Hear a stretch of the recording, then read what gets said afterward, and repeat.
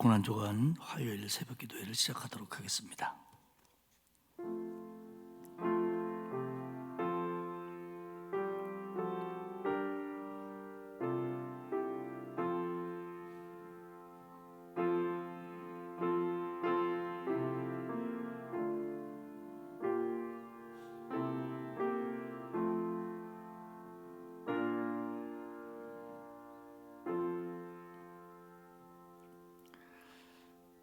은혜와 사랑이 풍성하신 아버지 하나님 고맙습니다.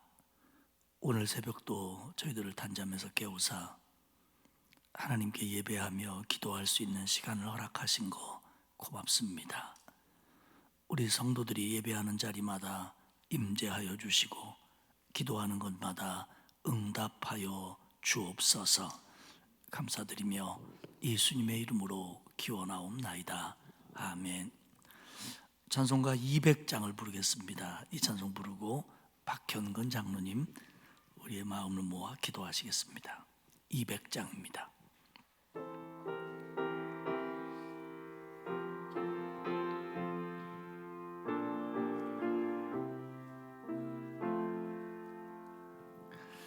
달고 묘한 그 말씀 생명의 말씀은 귀한 그 말씀 진실로 생명의 말씀이 나의 길과 믿음 밝히 보여주니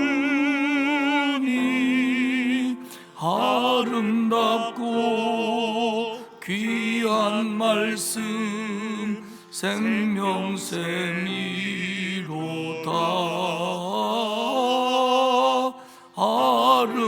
아름답고 귀한 말씀 생명샘이로다.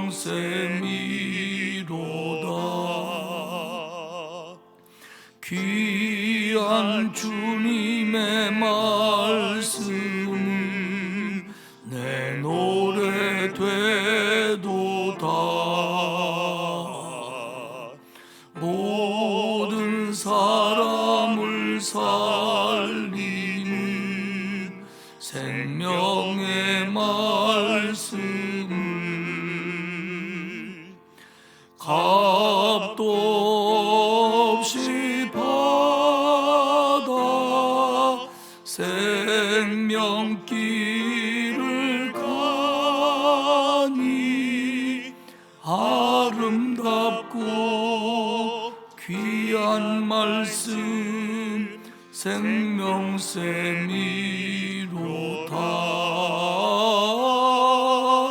아름답고 귀한 말씀 생명샘이로다.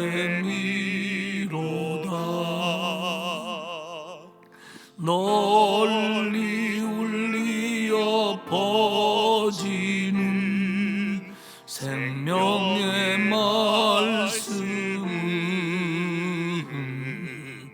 마음의 용서와 평안을 골고루 주나니 다만 예수 말씀 듣고 복을 받네. 아름답고 귀한 말씀 생명샘이로다.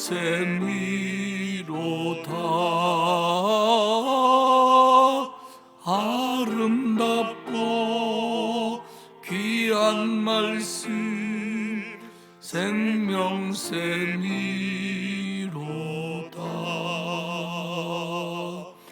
아멘.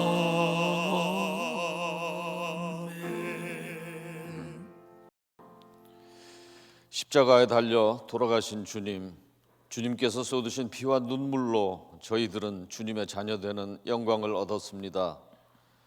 주님의 대속의 은총을 마음 깊이 새기며 감사와 영광과 찬송을 드립니다. 이 새벽 주님의 고난을 가슴 깊이 새기며 저희의 모든 죄악을 진정으로 괴로워하면서 주님의 십자가를 바라볼 수 있도록 도와주시옵소서. 아멘.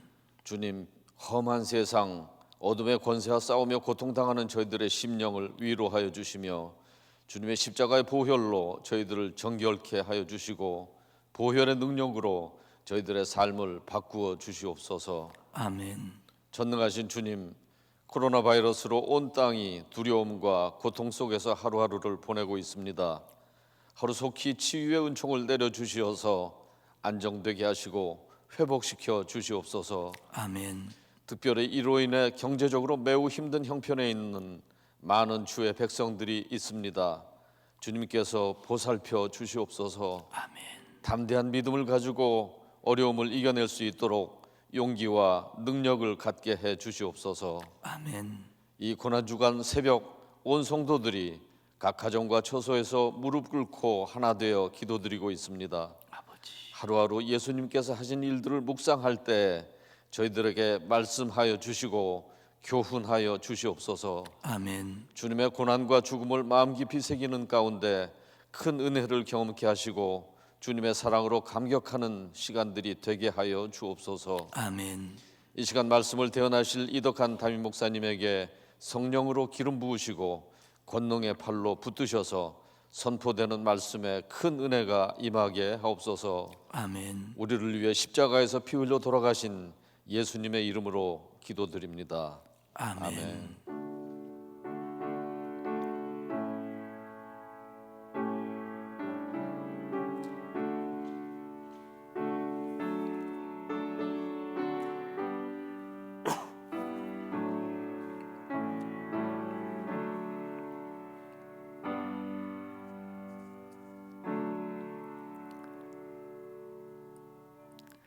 하나님의 말씀은 마가복음 11장 27절에서 33절까지의 말씀입니다.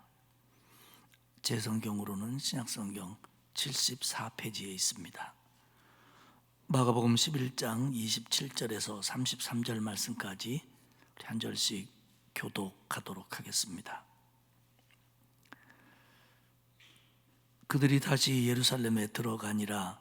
예수께서 성전에서 거니실 때에 대제사장들과 서기관들과 장로들이 나와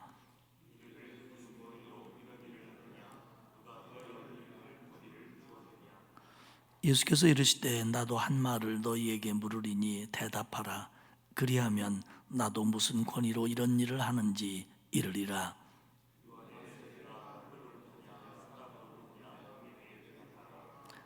그들이 서로 의논하여 이르되 만일 하늘로부터라 하면 어찌하여 그를 믿지 아니하였느냐 할 것이니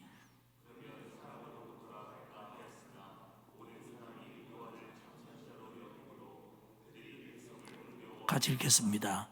이에 예수께 대답하여 이르되 우리가 알지 못하노라 하니 예수께서 이르시되 나도 무슨 권위로 이런 일을 하는지 너희에게 이르지 아니하리라 하시니라. 아멘.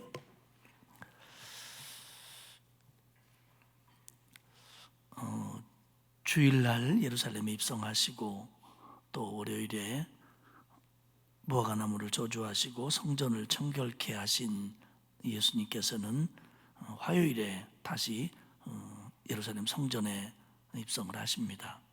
그러면서 이 화요일의 특징은 그 유대 종교 지도자들과의 충돌이라고 볼 수 있습니다. 이 충돌은 예수님의 사역 초기부터 있었습니다. 사실 갈릴리 전도 때부터 있었고요. 점점 이것이 심화되더니 이제 마지막 예루살렘에서는 적극적이 되었고 또 집단적이 되었습니다.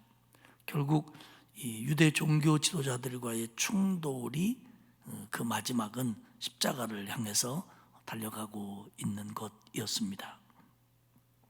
왜냐하면 특별히 이 전날 성전을 청결케 하신 이 사건은 유대 지도자들 입장에서 보면은 예수님이 그 유대 지도자들과 유대 교회에 대한 아주 본격적인 도전이라고 받아들일 수밖에 없습니다. 그리고 유대교의 근간을 흔드는 일이었습니다. 그러니까 그들의 입장에서는 그냥 묵과할 수 없는 그런 상황이기도 했습니다. 오늘 우리가 읽은 11장 27절 이하에 보면 예수님이 이제 성전에 들어가십니다. 그러자 전날 사건으로 인해서 벼르고 있던 대제사장들, 서기관들, 유대인의 장로들이 예수님에게 달려듭니다. 그러면서 하는 말이 당신이 무슨 권위로 그런 일을 하느냐 하는 겁니다. 당신이 도대체 뭔데, 누군데, 당신에게 누가 그런 권위를 주었길래 네 마음대로 내쫓고 업고 나가라 마라 하지 마라 하나 그런 말 할 수 있는 권위가 예수 당신에게 어떻게 있단 말입니까? 그런 질문입니다. 그러자 예수님은 그들에게 반문을 합니다. 나도 한 가지를 물어보겠다. 이 질문에 대해서 대답한다면 나도 대답을 하겠다. 우리가 얼핏 생각하면 예수님이 그냥 대답을 해주시지 왜 이런 식으로 답변을 하셨을까라고 궁금해할 수 있습니다. 그런데 좀 이해해야 될 것이 뭐냐면 이 방법이 당시 유대교에서 그 랍비들이 제자를 가르칠 때 흔히 사용하는 질문법이었다고 합니다. 제자들이 무언가를 물어보면 그것과 연결된 어떤 것들을 다시 스승인 랍비가 제자들에게 묻는 겁니다. 그러면서 함께 결론을 얻어내는, 답을 얻어내는 이런 방법이 그 당시에 유대교 랍비들이 흔히 사용하는 방법이었고 그걸 통해서 산 지식을 제자들이 얻을 수 있었다고 성서학자들은 말을 합니다. 그렇기 때문에 예수님도 그 방법으로 유대인 지도자들에게 묻는 겁니다. 나도 하나 묻겠다. 그러면 요한의 세례가, 요한이 세례를 베풀었는데 그 세례가 하늘로부터냐 사람으로부터냐? 다시 말하면 요한이 가지고 있는 권위, 그 영적 권위, 그리고 그 세례를 베푼 일이 그게 요한의 생각이냐 아니면 하나님의 뜻이냐를 묻는 겁니다. 즉 예수님은 유대 지도자들이 결국 시비를 위해서 묻는 예수님의 권위 문제와 요한의 세례 문제를 하나로 묶어서 이것이 하나님의 뜻이냐 아니면 인간의 생각이냐, 하나님께로부터 온 거냐 인간적인 것이냐 이렇게 서로 그들에게 물은 겁니다. 그러자 그들이 답을 내기 위해서 서로 상의를 합니다. 쉽지 않은 질문이었기 때문입니다. 그러자 그들은 답을 모아서 내는 게 뭐냐면 알지 못하겠노라. 알지 못하겠노라. 그들의 생각은 그렇죠. 이것이 하나님으로부터다 그러면 너희는 왜 요한을 따르지 않았느냐 할 것이고, 이것이 인간적인 것이었다 그러면 백성들이 요한을 선지자로 생각하니까 민심이 떠날까 봐 두려워서 이렇게도 답을 못하고 저렇게도 얘기를 못하는 겁니다. 그들은 예수님은 신적인 권위가 없다, 그건 순전히 예수님의 생각이다, 성전을 엎고 매매하는 자들과 또 재물을 파는 자들을 내쫓은 것은 이건 하나님과 상관없는 예수 너의 생각이다 이렇게 몰고 가고 싶었는데, 그래서 성전 청결은 무효다, 유대교는 아무런 문제가 없다라고 하고 싶었는데 예수님을 많은 사람들이 보는 앞에서 추락시켜서 그의 영적 권위를 짓밟고 싶었는데 결국 유대교 지도자들은 실패를 하고 맙니다. 그리고 무력을 쓰기에는 아직도 군중들이 예수님 편인 것 같습니다. 결국 그들이 전날부터 모의해서 예수님의 영적인 권위를 추락시키려고 했던, 이렇게 질문하면 예수가 꼼짝 못하겠지라고 생각했던 질문은 예수님의 지혜로운 반문으로 인해서 그들은 졸지에 물거품이 되어버립니다. 심적으로 많이 당황하고 있는 그들에게 예수님은 이제 반격을 가하십니다. 그러면서 마가복음 12장 1절 이하에서 포도원의 악한 농부의 비유를 거기서 말씀을 하십니다. 한 사람이 포도원을 만들었다. 하나님께서 이스라엘을 선택하셨다. 울타리를 치고 집틀을 만들고 망대를 지었다. 이 포도원의 주인은 정성을 들였고 그들을 보호했다. 하나님은 이스라엘에게 특별한 은혜를 베풀었고 그들을 지도하셨고 그들을 지키셨다. 그리고는 주인은 농부에게 세를 주고 타국으로 떠났다. 열매 맺을 때가 되어서 주인은 생각을 했다. 이제 그들이 농사를 잘 지었으니까 소출의 얼마를 좀 받아야겠다. 그래서 종을 보냈더니 농부들은 심히 때리고 아무것도 주지 않은 채 그 종을 돌려보냈다. 주인은 화가 났지만 좀 참고 다시 다른 종을 보냈다.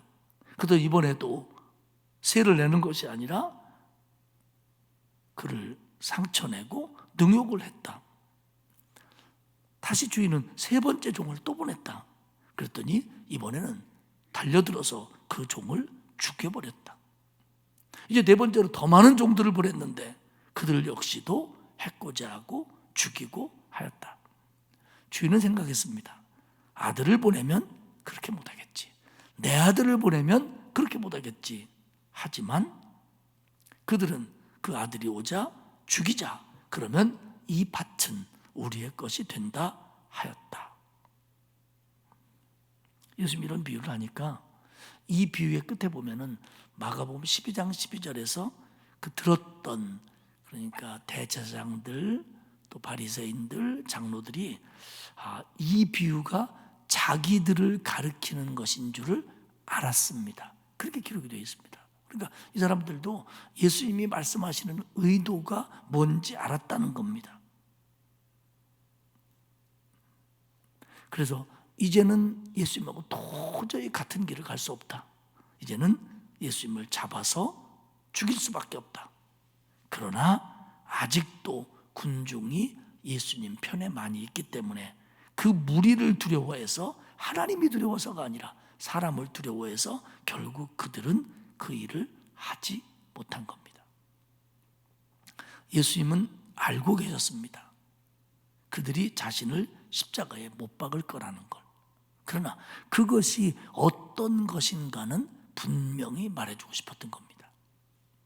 예수님이 이 땅에 오셔서 많은 이들에게 복음을 전하고 성전을 청결케 하시는 것이 하나님의 뜻이고, 그리고 예수 그리스도를 십자가에 못 박는 것이 그들 입장에서는 얼마나 그 땅의 주인이시고 생명의 주이신 하나님 앞에 얼마나 반역하는 일인지를 그들에게 알게 하셨던 겁니다.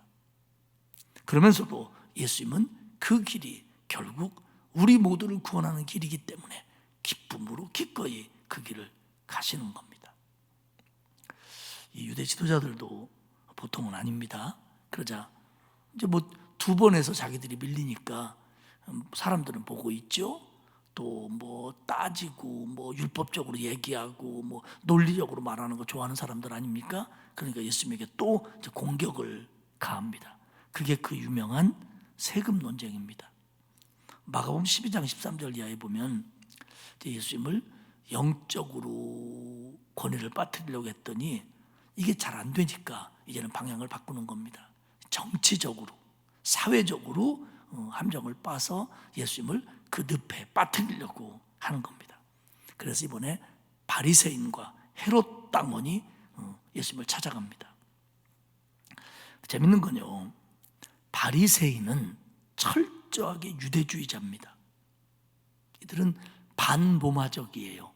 그러다 보니까 로마에게 바치는 세금을 반대하는 사람들입니다. 헤롯 당원은 이거는 종교적인 집단이라기보다는 거의 정치적인 세력에 가까워요. 이 사람들은 친로마적입니다. 그래서 로마에게 세금을 내고 로마의 지배를 받는 걸 그런 대로 좋아하는 사람이에요. 그러니까 신앙 노선과 정치적인 노선을 보면 바리새인과 헤롯 당원은 거의 정반대입니다. 늘 앙숙이었어요. 그런데 예수님을 공격하고 예수님을 죽이자는 데는 둘이서 하나가 됩니다. 적의 적은 동지라는 말이 있습니다. 예수님을 그들 공동의 적으로 생각하니까 이들은 쉽게 하나가 되는 겁니다.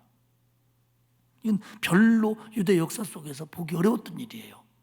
바리새인과 헤롯 당원들이 하나가 돼가지고 이젠 짜고 예수님을 곤경에 빠뜨리려고 하는 겁니다. 우리 질문은 너무나도 잘 알지요.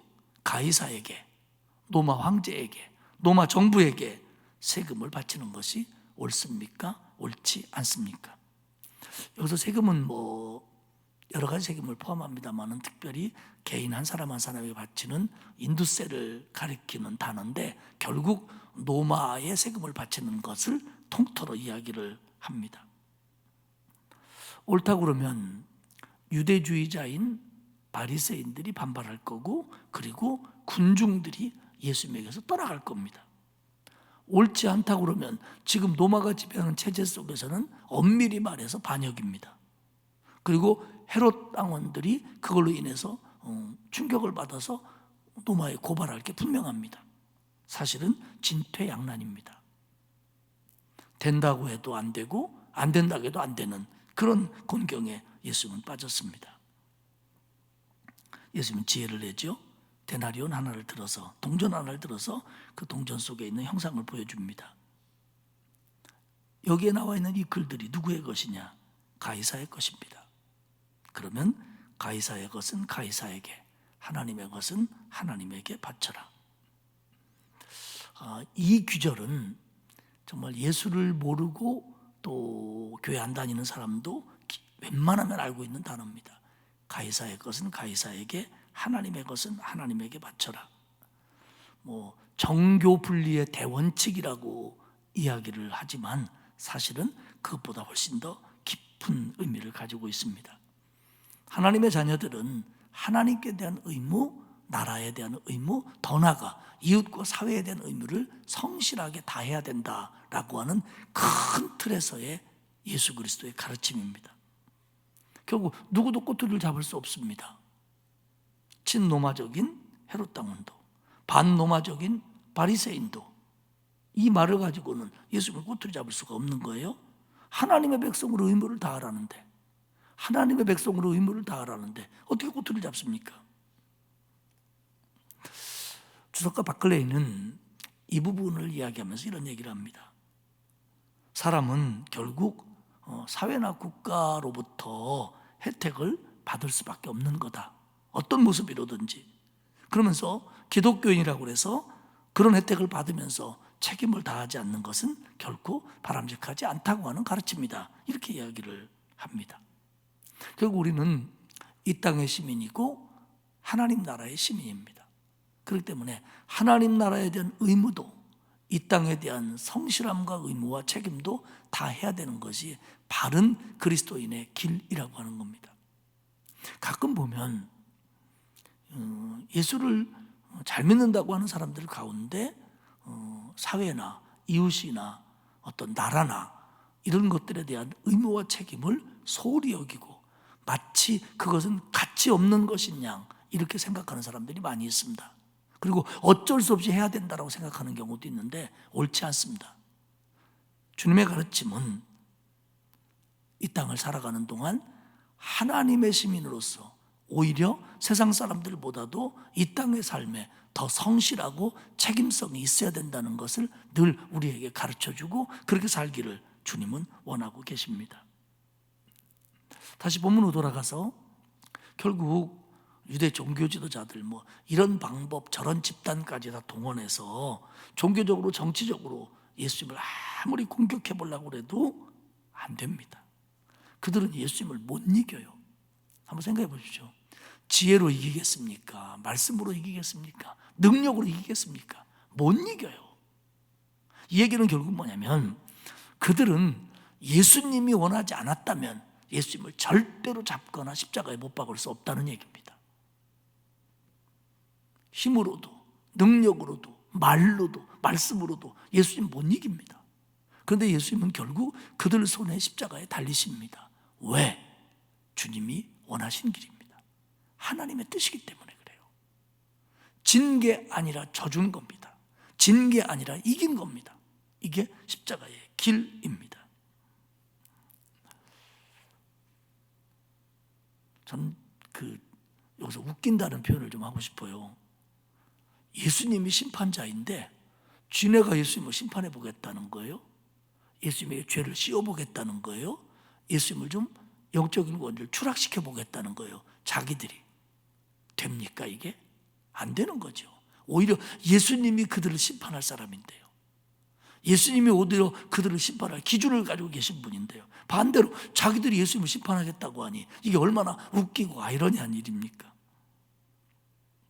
그들도 우리도 결국 예수님의 기준, 예수님의 판단, 예수님의 가르침을 따라 예수님 앞에서 우리도 평가를 받게 될 겁니다. 이 유대 종교 지도자들은 예수님이 하시는 말씀이 귀에 들 거슬리고 행동이 마음에 안 들고, 그리고 예수님이 그 인도하는 방향이 늘 껄끄러웠습니다. 왜 그럴까요? 왜 그럴까요? 근본적인 문제가 하나 있어요. 그게 뭐냐면 예수님을 구세주로, 예수님을 하나님의 아들로 믿지 않기 때문입니다. 예수님을 하나님의 아들로 믿는 그 당시의 사람들은 예수님의 말씀, 가르침, 행보가 아무런 문제가 되지 않았어요. 때로는 이해할 수 없기도 했지만 오히려 이해할 수 없으면 그들에게 놀라움이 되었고, 그리고 신선한 영적인 충격으로 다가왔습니다. 그런데 유대 종교 지도자들은 예수님을 하나님의 아들로 믿지 않으니까 모든 게 마음에 안 드는 겁니다. 모든 게 거스리는 겁니다. 모든 게 예수님이 인간적으로 월권하고 있는 것처럼 보이는 겁니다. 이 시대도 마찬가지입니다. 하나님을 믿고 예수를 구주로 영접한 사람들은 주님의 가르침과 주님을 따르는 자들의 모습이 이해될 수 있고, 그리고 받아들일 수 있습니다.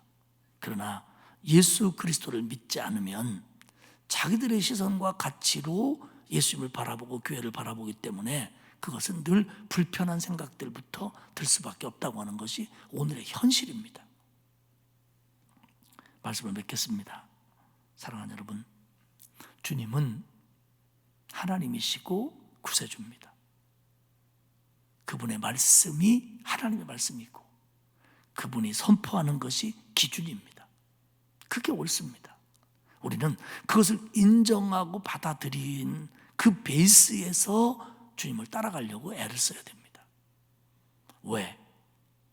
아니, 이런 생각을 가지고 주님을 따른다면 온전한 순종하는 사람이 될 수가 없다고 하는 겁니다. 두 가지만은 꼭 기억하십시오. 주님이 우리의 기준이라는 거, 주님이 우리의 심판주라는 거, 그리고 또 하나는 주님이 우리의 구세주라는 거. 져서 십자가를 지신 것이 아니라 십자가를 지기 위해서 져주시는 겁니다. 결국 마지막은 그렇게 됩니다. 결국 주님의 생각 속에는 우리 구원이 첫째예요. 저와 여러분을 구원하려고 하는 게 첫째입니다. 그러니까 그걸 위해서 모든 길을 가시는 겁니다. 이 새벽에 우리 다시 한번 나를 구원하신 주님의 은혜에 감사하는 성도들이 되시기를 축복합니다.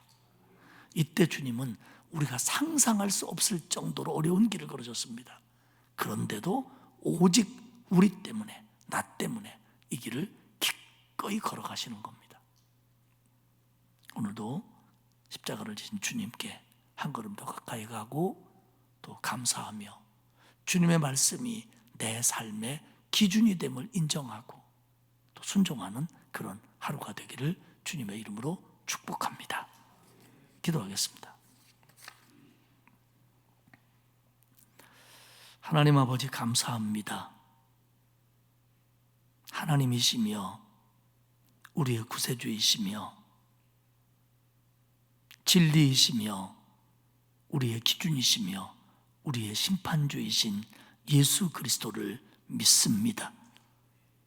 오늘도 날 위해 십자가를 지신 주님을 깊이 묵상하게 하시고 주님이 보여주신 행보들, 행동들, 그 말씀들 오늘 우리가 내 마음과 내 삶에 새기며 감사하며 순종하며 따라가는 복된 하루가 되게 해 주옵소서. 코로나19로 인해서 우리 성도들 여러 모양의 어려움과 또 힘든 것들을 경험하며 사는데 하나님 오늘도 지치지 말게 하시고 지지 말게 하시고 특별히 하나님 방패가 되어 주사 우리 성도들을 감싸 주옵소서. 그래서 어디에 있든지 어려움이 없게 하시고 마음속에 주님이 주시는 평강과 기쁨이 넘치는 그런 하루가 되도록 도와 주옵소서. 주께서 오늘도 우리를 붙들어 주시며 함께 해 주실 줄 믿습니다. 특별히 우리 성도들이 이 새벽에 주님 앞에 드리는 기도에 하나님 귀 기울여 주시고 응답하여 주옵소서. 응답하여 주옵소서. 이제는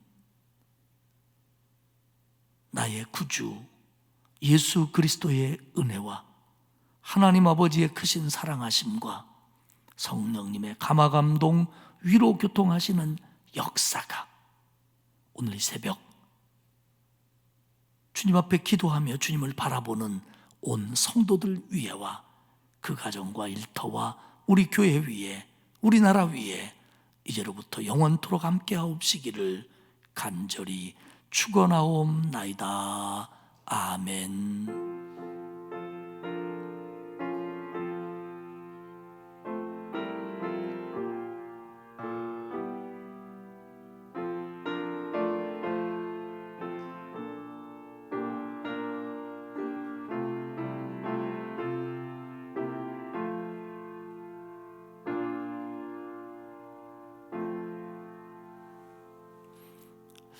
자유롭게 기도하시도록 하겠습니다.